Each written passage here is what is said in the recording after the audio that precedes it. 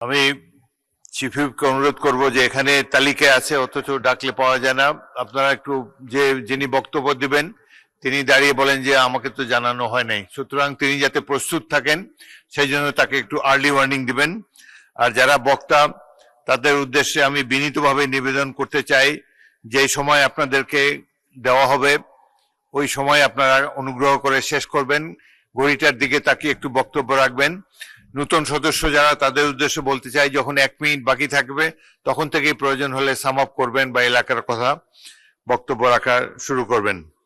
আজকে এই সকালে অধিবেশনে প্রথম বক্তা মাননীয় সদস্য এম মাহবুব উদ্দিন, নোয়াখালী 1। আপনার সময় 6 মিনিট।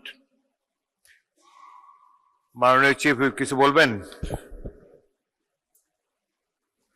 মাননীয় স্পিকার, আপনার মাধ্যমে আমি মাননীয় সকল সংসদ সদস্যকে অবহিত করতে চাই যে আজকেই আমাদের বক্তব্য শেষ, এবং যারা আছে যে তালিকা আপনাকে দিয়েছি সেই তালিকা ধরেই আপনি আগাবেন। যিনি বক্তব্য দিতে পারবেন না তার কোনো সুযোগ নেই, কারণ আজকে রাত্রি আমরা বক্তব্য শেষ করব।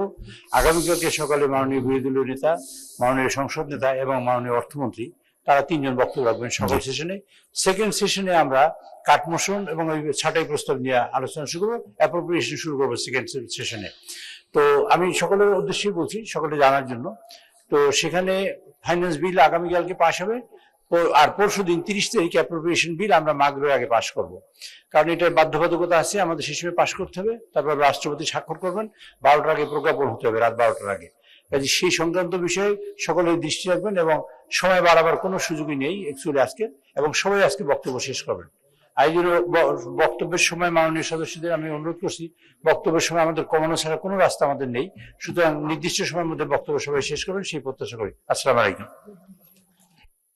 ধন্যবাদ মাননীয় চিফ হুইপ।